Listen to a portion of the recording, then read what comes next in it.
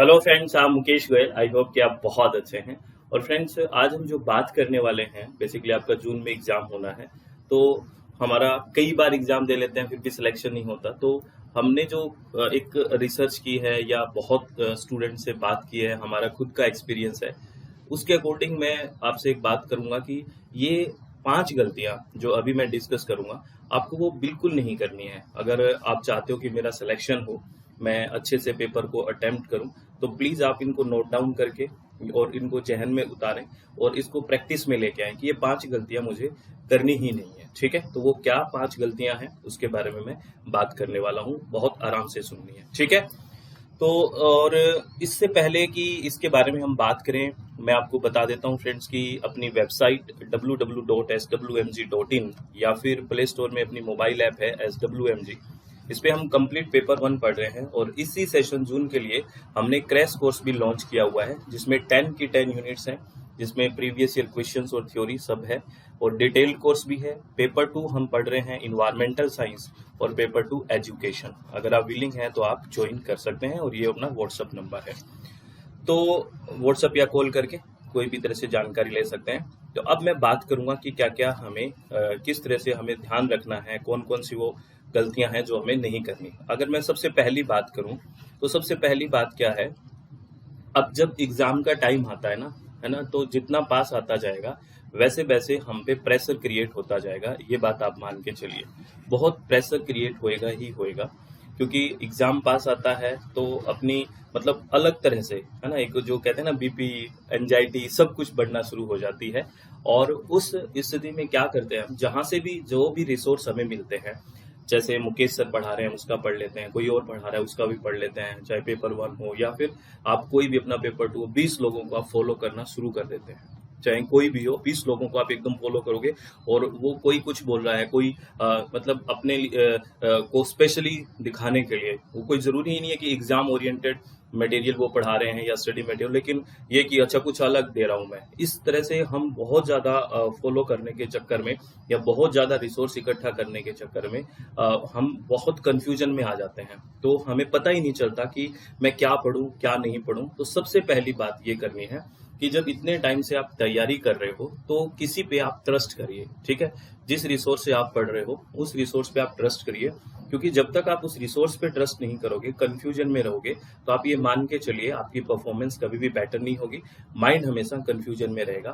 तो पहली गलती, और ज्यादा मोबाइल बेसिकली आप बहुत ऐसे यूज करिए कि चलो आपको ऑनलाइन क्लास देखनी है ना, तो उतना ही यूज करें। बहुत सोशल मीडिया से एक बार हट जाएं, क्योंकि ये कब कितना टाइम वेस्ट करता है, क्योंकि वैसे ही माइंड पे प्रेशर है तो हम ऐसे कुछ देर रील देखना शुरू करते हैं ना, तो बहुत टाइम हमारा कंज्यूम हो जाता है।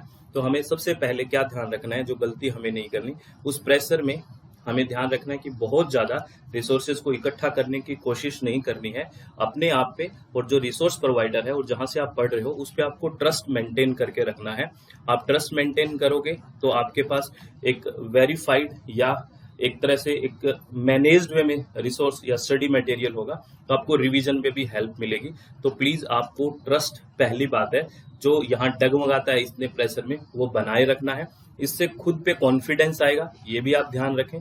और मोबाइल का ज्यादा यूज नहीं करना है, आपका बहुत ज्यादा टाइम कंज्यूम होता है, ये ध्यान रखें। तो ये पहला पॉइंट हमें ये ध्यान रखना है, यानी पहला पॉइंट का कंक्लूजन ये है कि आप ट्रस्ट रखें और उससे आपका कॉन्फिडेंस डेवलप होगा। ये गलती नहीं करनी है, ये स्टूडेंट मेन गलती करता है, बहुत ज्यादा गलती करता है ये स्टूडेंट, है ना, ये नहीं करनी है। और सेकंड, जो सबसे बड़ी एक और गलती है आपकी, वो गलती ये है कि जैसे आप पेपर 1 और पेपर 2 दो पेपर हैं आपके, है ना, तो अब बच्चा क्या करता है, ऐसे सोचता है, ये मेरे व्यक्तिगत और पर्सनल विचार है, अगर मैं ये मानता हूं कि दोनों पेपर को आपको साथ लेके चलना चाहिए डेली बेसिस पे। लेकिन बहुत सारे स्टूडेंट क्या करेंगे, मैंने अभी देखा है कि पहले मैं पेपर 1 को कंप्लीट कर लूं, 3-4 दिन पेपर 1 को पढ़ेंगे, फिर 2-3 दिन वो पेपर 2 को पढ़ेंगे, फिर वो उसका नंबर पेपर 1 का फिर 5-7 दिन बाद आएगा, तो वो चीजें जो उसने पढ़ी थी उसको लगेगा यार फिर मैं नया पढ़ रहा हूँ, ऐसा फील होता है। तो आप लोगों से रिक्वेस्ट है कि पूरा जो दिन है उसको 2 हिस्से में बांट लें। एक हिस्से में पेपर 1 को पढ़ें, एक हिस्से में पेपर 2 को पढ़ें। तो ये गलती ना करें कि आप कुछ दिन के लिए पेपर 1 पढ़ रहे हैं, फिर कुछ दिन पेपर 2 पढ़ रहे हैं, ये मेरे हिसाब से आपकी कंटिन्यूटी में डिस्टर्बेंस क्रिएट करेगा। आप कंटिन्यू नहीं रह पाओगे और आप दोनों पेपर को साथ लेके नहीं चलोगे तो आपकी एग्जाम में वो परफॉर्मेंस नहीं रहेगी और कहीं आपको पेपर 1 अच्छा हो जाएगा, पेपर 2 अच्छा नहीं होगा, पेपर 2 अच्छा हो जाएगा, पेपर 1 अच्छा नहीं होगा। जब तक हमारे दोनों पेपर अच्छे नहीं होंगे, एक क्राइटेरिया को या जो एक जहां तक नेट जेआरएफ होता है वहां तक हम नहीं पहुंचेंगे तो क्या फायदा रहा। तो दोनों पेपर को साथ लेके चलना है, ये आपको ध्यान रखनी है। यानी कि ये गलती नहीं करनी कि मैं सिर्फ पेपर 1 कुछ दिन के लिए पढ़ रहा हूँ या कुछ दिन के लिए पेपर 2 पढ़ रहा हूँ, ये गलती नहीं करनी है। दोनों को साथ लेके चलना है, दिन को 2 हिस्सों में बांटना है। ठीक है, अब बात करते हैं तीसरी क्या मिस्टेक हम करते हैं। जैसे पेपर 1 की हम थ्योरी पढ़ रहे हैं तो हमें इतना इंटरेस्ट हो जाता है थ्योरी में, और बनना भी बहुत ज्यादा जरूरी है इंटरेस्ट, फिर हम उस पेपर 1 को छोड़ नहीं पाते, है ना। और थ्योरी पढ़ते जाएंगे और हम जो प्रैक्टिस है, जो मेन चीज है, जो अहम मुद्दा है, वो हम भूल जाते हैं। ऐसा चाहे पेपर 2 में हो, पेपर 1 में हो। तो आप लोगों से रिक्वेस्ट है, जैसे आप मान लो 8 आवर्स पढ़ते हो, है ना, तो आप एक घंटा, है ना, 1 घंटा पेपर 1 कम से कम और 1 घंटा पेपर 2 कम से कम प्रीवियस ईयर क्वेश्चन आपको लगवाने हैं। बिल्कुल पीवाईक्यूज को आपको लगाना ही लगाना है, क्योंकि जो कंफ्यूजन है वो तब हमारा दूर होगा जब हम थ्योरी के साथ प्रीवियस ईयर क्वेश्चंस की प्रैक्टिस करेंगे। हम क्या करते हैं, थ्योरी पढ़ते रहते हैं, वो 1, 2 बार, 5 बार, जितनी बार पढ़ लेंगे, लेकिन जब एग्जाम में क्वेश्चन करने की बारी आएगी तो हम कंफ्यूजन में आ जाएंगे। इसका कारण ये है कि जो प्रैक्टिस थी वो हमने की नहीं और सीधा एग्जाम हॉल में जाके प्रैक्टिस कर रहे हैं, तो ये हमारे लिए सबसे बड़ा घातक होगा। तो आप लोगों से रिक्वेस्ट है कि ये इस तरह की मिस्टेक दिमाग में ना लेके आए, ना अपने हैबिट में लेके आए। आप हमेशा जब भी, ये थोड़ा सा ऐसे टाइम कंज्यूमिंग लगेगा आपको यार कि क्या कर रहा हूं मैं, लेकिन एक बार हैबिट हो जाएगी, अभी टाइम है, 2-4 दिन में हैबिट हो जाएगी, फिर आपको बहुत अच्छा लगेगा। तो आप थ्योरी के साथ साथ जितने टाइम थ्योरी पढ़ते हैं उसमें 1 घंटा पेपर 1 और 1 घंटा पेपर 2 प्रीवियस ईयर क्वेश्चन जो रिसेंट के पेपर हुए हैं उनको एनालाइज करें, उनको सोल्व करें। ठीक है, ये 3 बातें होंगी। चौथी बात मैं बात करूंगा आपका जो मैथमेटिकल रीजनिंग, डीआई और पैसेज वाली बात है। ठीक है, अब बहुत सारे स्टूडेंट क्या करते हैं कि पैसेज की प्रैक्टिस सिर्फ वो एग्जाम हॉल में जाके करेंगे और वहां जितनी गलतियां करनी है वहां करेंगे, और वहां की गलती की पता है आपको सजा क्या है, मार्क्स कटेंगे। तो आप डेली अगर ना कर पाओ तो कम से कम 2 दिन में अभी से एक पैसेज करना शुरू कर दीजिए। प्लीज रिक्वेस्ट है, एग्जाम तक आप कम से कम 20 पैसेज तो करके जाइए जो अभी रिसेंट के आए हैं, जिससे आपको क्या होगा कि एक हैबिट बनेगी कि किस तरह से पैसेज किए जाते हैं। आपको पता है पेपर 2 में 2 पैसेज, पेपर 1 में 1 पैसेज, 15 क्वेश्चन की बात होगी। और पैसेज प्रैक्टिस अगर आपने ढंग से की है तो वहां आपके क्वेश्चन ठीक होने के बहुत ज्यादा अच्छे चांसेस है। और ये 15 क्वेश्चन आपके एकदम मान लो आपके नेट जेआरएफ में बहुत अहम रोल अदा करने वाले हैं। तो 2 दिन में 1 पैसेज अगर अभी से शुरू करते हैं तो एग्जाम तक ये कोशिश करिए कि 15 से 20 पैसेज कम से कम आपके प्रैक्टिस में हो जाएं, कम से कम कह रहा हूं। और करना कहां से, जो रिसेंट के पेपर हुए हैं यूजीसी नेट के, वहीं से आप पैसेज को प्रैक्टिस करें अच्छे से सोच समझ के। अब आपको पता लगेगा कि किस तरह के पैसेज आते हैं, कैसे इनकी अप्रोच होती है, किस तरह, क्योंकि वो जो हम छोटे बच्चे होते थे, 10th वाली बात तो है नहीं कि लाइन जैसे लाइन से 9 मिला लिया और आंसर कर लिया, इस तरह से नहीं होगा। वहां एक अच्छी अप्रोच के साथ हमें प्रैक्टिस करनी होती है, और अप्रोच कब बनेगी, जब हमारी प्रैक्टिस बहुत बेहतर होगी। तो ये आप लोगों से रिक्वेस्ट है। और ऐसे ही डीआई और मैथमेटिकल रीजनिंग की मैं बात करूं, ये 2 यूनिट है और यहाँ से 10 क्वेश्चन आते हैं। मैं आपको बता दूं, एक तो आप परसेंटेज, ठीक है, एक आप एवरेज और एक आप रेशियो, इन तीनों टॉपिक के एक एक क्वेश्चन अगर डेली भी निकालते हो, बहुत डिफिकल्ट नहीं है, बहुत इजी है। अगर ये तीनों टॉपिक आते हैं, ये मैथमेटिकल रीजनिंग में आपको टॉपिक्स मिलेंगे, और अगर ये तीनों टॉपिक आ गए आपको अच्छे से, तो आपको मैं श्योरिटी से कह रहा हूं कि वो डीआई में वो अप्लाई करनी है। डीआई क्या है, जो डाटा दिया हुआ है उसको इंटरप्रेट करना है, व्याख्या करनी है। तो मैथमेटिकल रीजनिंग के अगर ये परसेंटेज, एवरेज और रेशियो, इस तरह के क्वेश्चंस आपको आते हैं और ये इनका कंसेप्ट क्लियर है, एक एक क्वेश्चन भी डेली निकालोगे एग्जाम तक, ज्यादा मैं प्रेशर दे ही नहीं रहा, मैं व्यवहारिक बात कर रहा हूँ, एक एक क्वेश्चन डेली निकालोगे।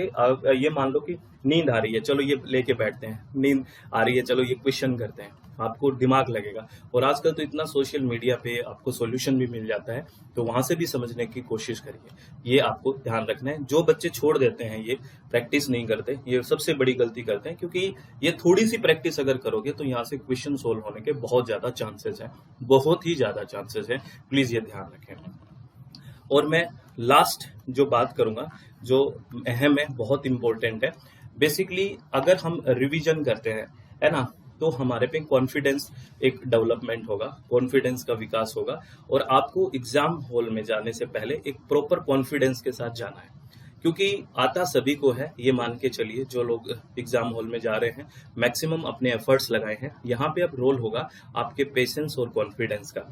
पेशेंस और कॉन्फिडेंस कब आएगा? जब आप उल्टी सीधी चीजें ना फॉलो करोगे, ना देखोगे। क्योंकि कई ऐसी चीजें होती है, मैं भी देखता रहता हूँ कि बहुत इररेलीवेंट चीजों को पढ़ाया जाता है, जिससे स्टूडेंट क्या वो अपने की ये मेरी अप्रोच है, अब बच्चा लगेगा ये तो हमने किया ही नहीं है, ये मैं और कर लूं। तो एग्जाम के दिनों में बड़ा ये घातक हो सकता है। एक चीज में जो अहम बहुत ही बड़ा मुद्दा है वो ये कि जैसे ही एक पेपर एनालिसिस करते हैं हम लोग, है ना, कि जैसे आज भी पेपर हुआ फर्स्ट पारी में, तो हम पेपर एनालिसिस करते हैं कि अच्छा ये पेपर आया है, ये चीजें आई है, तो उसमें हम बातें मेमोरी बेस्ड होता है, हम बताने की कोशिश करते हैं। तो जो बच्चे जिनका पेपर अभी नहीं हुआ है, नेक्स्ट सेशन में पेपर है, नेक्स्ट पारी में या नेक्स्ट डे में पेपर है, तो वो बड़ा कंफ्यूजन में आ जाते हैं कि यार ये तो मैंने किया ही नहीं, और वो सारी चीजों में इतना प्रेशर करके जो आता है वो भी भूल जाता है।